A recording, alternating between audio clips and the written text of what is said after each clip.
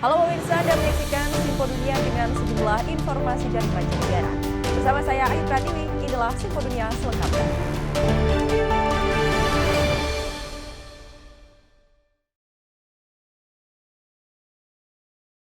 Kita ke informasi pertama pemirsa, usai berkunjung ke Tiongkok, Presiden Republik Indonesia Prabowo Subianto berada di ibu kota Amerika Serikat untuk bertemu dengan Presiden Amerika Serikat Joe Biden. Seperti kunjungan Presiden Republik Indonesia saat di luar negeri, warga Indonesia turut menyambut kedatangan kunjungan Presiden Prabowo. Kamu juga udah sekolah? Sejumlah warga Indonesia di ibu kota Amerika Serikat dan sekitarnya menyambut baik kedatangan Presiden baru Republik Indonesia Prabowo Subianto. Mereka rela menunggu lama untuk menyambut Presiden. Salaman sama Pak Prabowo, sama Mas Didi, sama Pak Menteri. Alhamdulillah seneng, nggak sia-sia datang dari New York jauh-jauh, dari jam 4 subuh. Perjuangan dari 2014 sampai sekarang, akhirnya Pak Prabowo jadi presiden. Terharu banget ya, kita sampai nangis nih, karena penantian panjang banget gitu, larinya ke hati gitu sampai nangis. Menurut saya dia the best, oke? Pokoknya dia benar-benar care sama rakyatnya gitu. Mudah-mudahan kita ke depan semakin maju, adil, makmur, bisa seperti negara-negara superpower lainnya. Gitu. Sebelumnya ya 2 kali saya bertemu beliau sebagai Menhan waktu itu. Kesannya, beda lah, keren, mantap. Rencananya Presiden Prabowo akan bertemu Presiden Amerika Serikat pada Selasa waktu Washington DC. Ini adalah kunjungan pertama Prabowo ke Amerika Serikat setelah resmi dilantik sebagai Presiden Republik Indonesia pada Oktober. Usai kemenangannya dalam Pilpres pada Februari, ia telah berkunjung ke sejumlah negara termasuk Tiongkok. Tiongkok pun termasuk salah satu negara yang pertama memberi selamat. Kali ini pun Prabowo berkunjung ke Amerika Serikat setelah sebelumnya ke Tiongkok, bertemu Presiden Xi Jinping dan menekankan kembali persahabatan kedua negara. As you know, Indonesia consider China not only as a great power but as a great civilization. We have lived together for many centuries, and our cultures and our people have been interrelated for many years. Analis menilai kedekatan Indonesia dengan Tiongkok pada masa pemerintahan Prabowo adalah bagian kontinuitas dengan kebijakan Indonesia di bawah Jokowi. As I understand it, his first trip after election was in part at China's request because Xi Jinping and others were a little fearful about what a Prabowo president might mean for the bilateral relationship, given Prabowo's history of anti-Chinese sentiments throughout his career. And they were looking for some sense of reassurance from Prabowo that the expansion of ties that had occurred under Jokowi would be continued. Usai berkunjung ke Amerika Serikat, Prabowo akan melanjutkan perjalanan ke KTT negara-negara Asia Pasifik di Peru, lalu KTT G20 di Brazil. Dari Washington DC, Yuni Salim, Taris Hirziman, Eva Masrieva, dan tim VOA. Sementara itu pemirsa, sebuah perusahaan daur ulang yang dipimpin oleh seorang perempuan di kota Goma, Republik Demokratik Kongo, membantu memerangi polusi sampah plastik. Perusahaan ini juga menciptakan lapangan kerja bagi sebagian dari jutaan pengungsi domestik di Kongo. Irene Maroi adalah manajer di Resilience for Development Group atau RDG, sebuah bisnis milik perempuan yang mengubah sampah plastik menjadi bata pengerasan jalan yang ramah lingkungan. Perusahaan yang berpusat di Goma di Republik Demokratik Kongo ini menyediakan lapangan kerja bagi orang yang mengungsi akibat perang selama bertahun-tahun. Menurut Irene, fokusnya adalah para pengungsi internal, dengan harapan bisa mencegah mereka bergabung dengan kelompok bersenjata. Ici à l'est de la RDC, quand j'ai constaté qu'il y a trop de jeunes qui sont partis dans des groupes armés, et vu qu'ils n'ont pas d'emploi, alors je me suis dit que moi aussi je peux contribuer et voir comment est-ce que je peux les encadrer. Et du coup, avec les problèmes de l'insécurité, lorsqu'il y avait commencé l'émigration des gens, je me suis dit que Je dois maintenant récupérer certaines de ces femmes déplacées. Nous les rachetons les déchets qui sont collectés et elles ont quelque chose. Et grâce à ce travail, ces femmes parviennent à faire survivre leur famille. Menurut data PBB, hingga April tahun 2024, ada sekitar 6,8 juta pengungsi internal di Republik Demokratik Kongo. Ayah dari 7 anak ini adalah salah satunya. Ia menyatakan bersyukur atas pekerjaannya di RDG. Mungu amenisaidia, nimepata mama Irene. Mama Irene amenifundisha kazi ya kutengeneza pave plastiki. Na pave plastiki, Mungu amenibariki, ninakuwa napata ile yangu ya lekens, ya retranti, inanisaidia. Kama siyapata msaada ya PAM, inanisaidia kulisha jamaa yangu mpaka vile. Perusahaan ini juga bertujuan untuk mengurangi sampah plastik. Selama hampir 3 tahun, balok beton yang diproduksi oleh RDG telah membantu membuat kota Goma menjadi lebih bersih. Dan juga sudah dipasang di lahan-lahan pribadi menurut salah seorang pelanggan. Nilipenda hii pave paske kwanza ni made ya kwetu. Ni made ya kwetu, nilipenda nipime kwanza kama ni pave ya namna gani. Na inatupermetre kumaliza buchafu mwingine paske ni pave inatengenezewa na madeshe ile mambalage machupa inaletaka buchafu mwingine.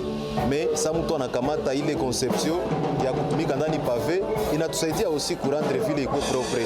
Ni pave za bien kabisa. Menurut tim Irene, mereka mendaur ulang sekitar 10 ton plastik setiap bulannya di Goma.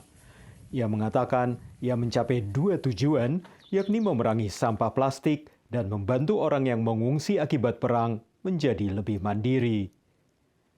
Dari Arlington, Virginia, saya Helmi Yohanes dan tim VOA. Pemirsa, Bank Sentral Amerika Serikat melanjutkan pelonggaran kebijakan dalam pertemuan terakhirnya setelah melihat tambahan indikasi bahwa inflasi makin terkendali.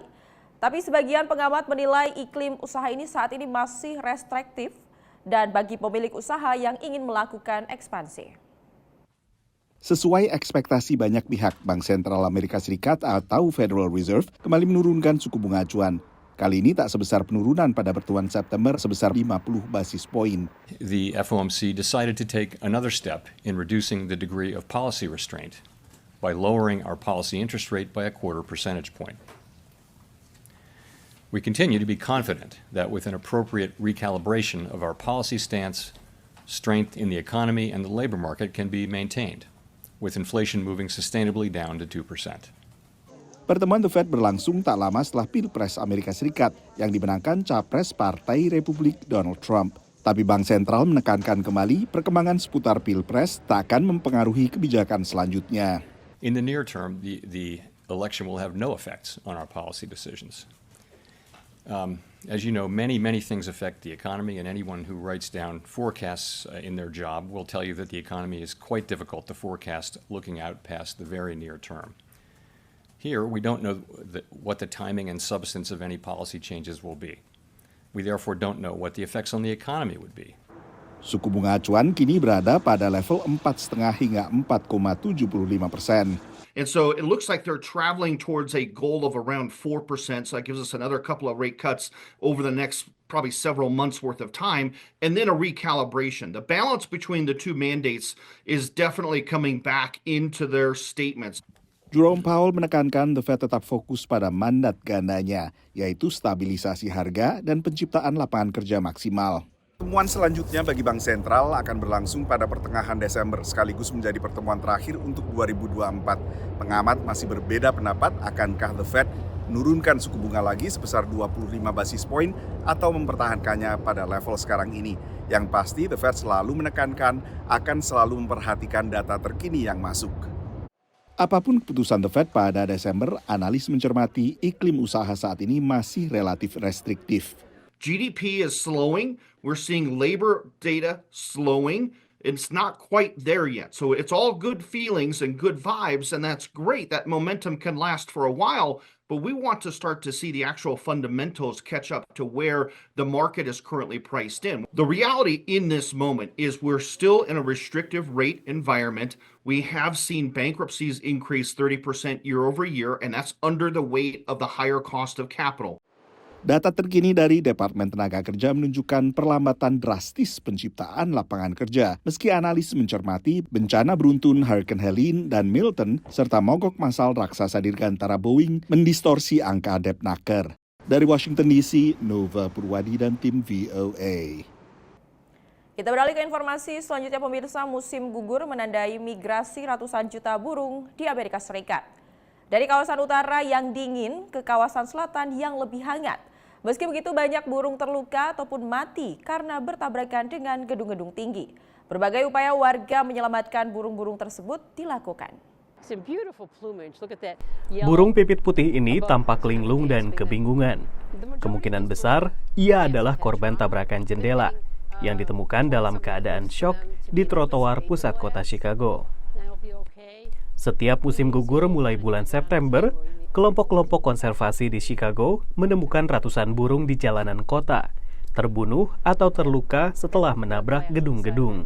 Of the birds that we recover, about 70% of them are dead, and about 30% of them are injured. And those 30% are ones that we want to quickly pick up off of sidewalks, streets, and buildings before more harm comes to them. Banyak burung lahir dan besar di kawasan jarang penduduk di Kanada. Mereka tidak terbiasa melihat gedung seperti di Chicago, apalagi menghindarinya ketika terbang. Glass either looks deceptively clear and transparent such that they don't see that there's anything in their way, or it's mirror-like and it looks like the sky or the trees that are reflected and they think that's a real thing they can fly towards. Salah satu bangunan yang banyak memakan korban adalah gedung pertemuan di tepi danau kota. Pada musim gugur tahun lalu, sekitar 1.000 burung yang sedang bermigrasi mati dalam satu malam setelah menabrak gedung tersebut. And I knew there'd been a big movement, and I thought, oh, McCormick Place will have killed a lot of birds, and I was thinking maybe 100. And when I came in, every surface in the prep lab was covered with dead birds. Pada musim gugur tahun ini, gedung tersebut memasang kaca film baru untuk membantu burung melihat. Proyek senilai $1,2 juta AS ini memasang titik-titik kecil di bagian luar gedung Lakeside Center. We don't have a lot of data, it just has started this fall, but at this point it looks like it's made a huge difference. Sementara burung-burung yang terluka dibawa ke pusat rehabilitasi satwa setempat untuk dirawat. It looks like it was probably just a truly stunned bird and it's going to be released. Pada puncak migrasi, pusat rehabilitasi ini bisa menerima 200 ekor burung. Meski burung-burung tersebut tampak syok, seringkali luka-luka yang dialami bersifat ringan dan cepat dipulihkan. Fractures heal very, very quickly in these guys. For shoulder fractures, they tend to heal very well, even if they're small or large birds.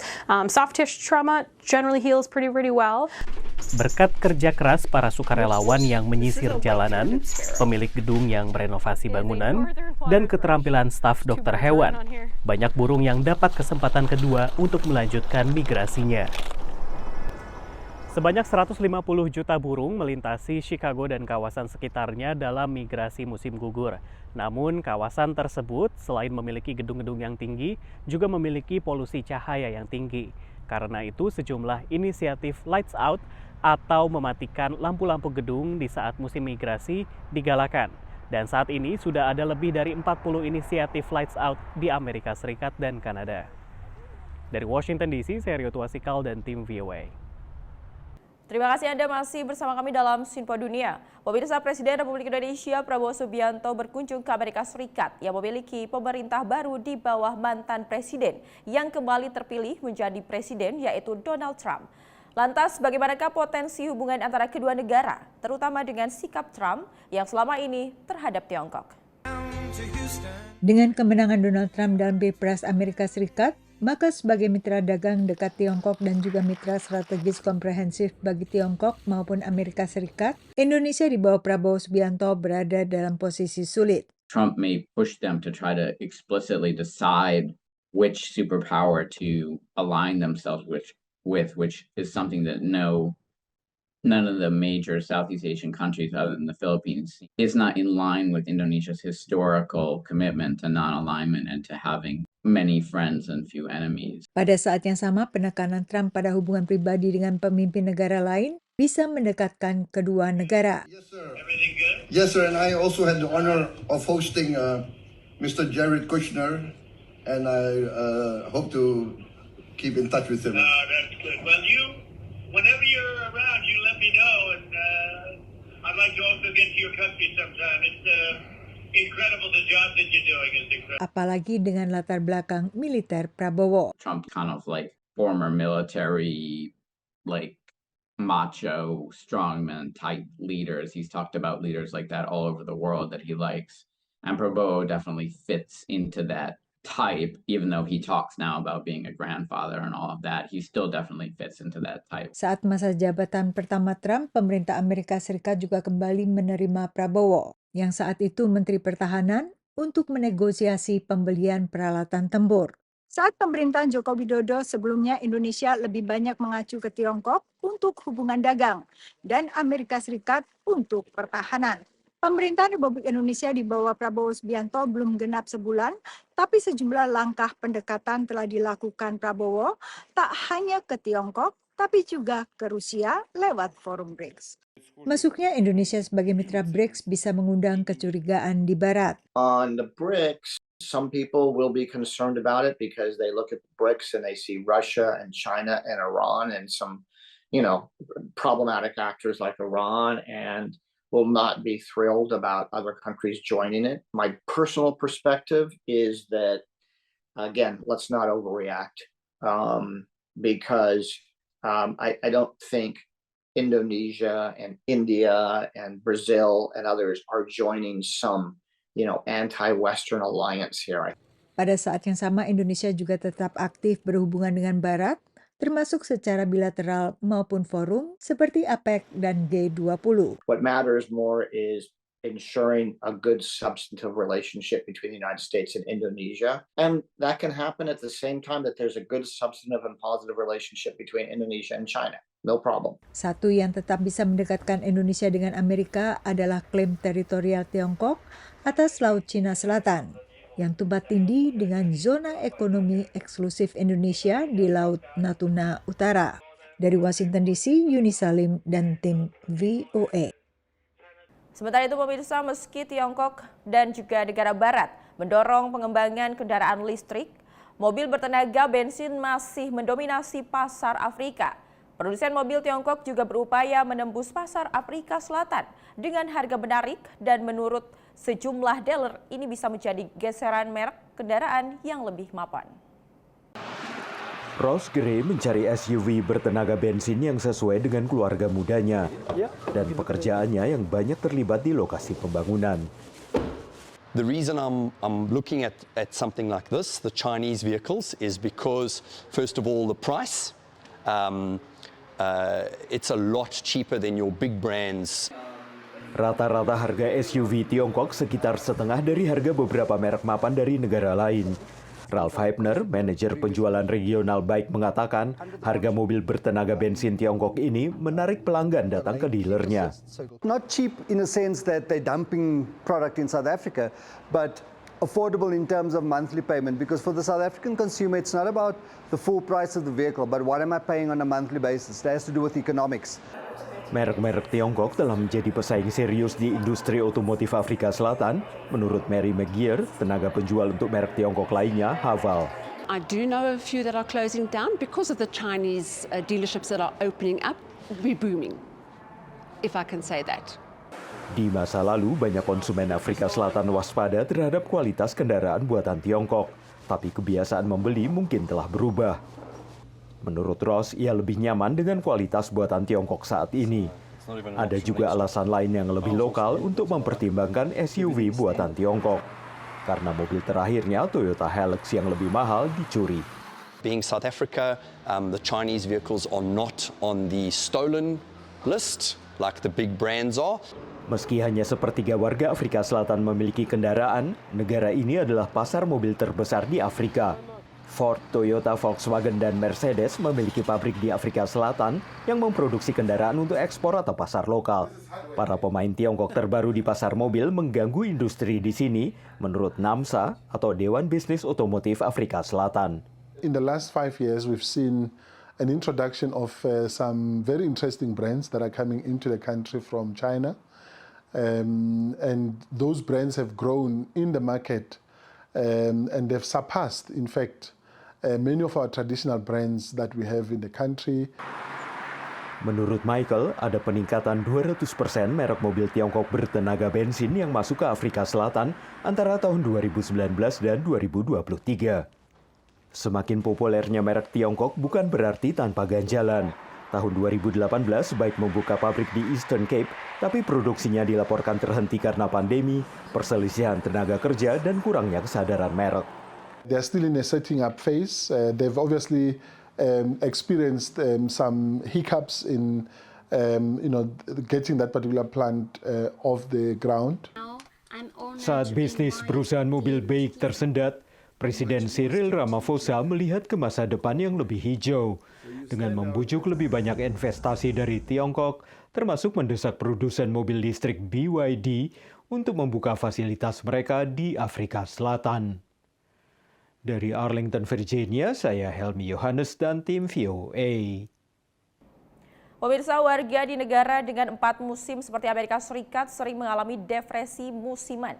Menurut Asosiasi Psikiatris Amerika, hal ini dialami sedikitnya ada 5% warga hingga berbulan-bulan. Lantas apa yang memicu depresi musiman dan bagaimana cara mengatasinya? Berikut informasinya. Depresi musiman atau seasonal affective disorder banyak dialami warga Amerika Serikat dengan pergantian musim ke musim gugur dan musim dingin. Saat siang hari menjadi kian pendek dan malam menjadi semakin panjang. Seasonal affective disorder, or SAD, it's a form of clinical depression that follows a seasonal pattern where the depression symptoms are in effect during certain seasons of the year and they resolve in the opposite seasons of the year. Banyak gejala yang bisa diamati dari seseorang yang mengalami depresi musiman. A depressive episode includes a depressed mood. It also means that someone can feel numb, emotionless, empty, most of the day, nearly every day. Activities that you once enjoyed no longer bring you pleasure. People struggle with feeling fatigued and a reduction of energy. Trouble focusing and concentrating and making decisions. Ahli kesehatan mental mencermati masing-masing kelompok demografis memiliki kerentanan tersendiri terhadap seasonal affective disorder. Women are 4 times more likely to experience this. And men are actually way more likely to not identify that what they're experiencing may be related to a major depressive episode with a seasonal pattern. Bagi yang mengalami depresi relatif ringan, ada kiat-kiat untuk mengatasi tanpa harus mencari pertolongan ahli kesehatan mental. For people who may just experience mild changes in the fall and the winter, but not at the level of a full-blown major depression, there are several things that you can do that might be helpful, including trying as much as possible to stay into your routines. Try to get outside as much as possible. There's plenty of light to be had in the wintertime. You just have to dress appropriately. Tapi bila depresi begitu berat sehingga orang tak bisa berfungsi sama sekali, maka itulah saatnya mencari pertolongan medis. If you really feel you are struggling in the wintertime with symptoms that are interfering with your ability to do the things that you need to do, function appropriately in your interpersonal relationships, perform at work or at school, it really is a good idea to have a conversation with your doctor and find out if you really do have seasonal affective disorder. Ahli kesehatan mental juga mengatakan menjaga hubungan sosial juga penting, tak hanya untuk mengusir sepi, tapi agar bila depresi tak teratasi, teman dan keluarga bisa mendorong penderita untuk meminta pertolongan medis. Selain obat antidepresi, sejumlah perawatan juga direkomendasikan bagi mereka yang mengalami depresi musiman berat. Di antaranya terapi perilaku kognitif dan juga terapi matahari, menggunakan sinar matahari pagi 30 menit setiap paginya. Dari Washington DC, saya Nova Purwadi dan tim VOA. Dan pemirsa, informasi tadi menjadi akhir perjumpaan kita kali ini. Tetap saksikan Simpo Dunia hanya di Simpo TV. Saya Ayu Pratiwi, mewakili kru yang bertugas mengucapkan terima kasih dan sampai jumpa.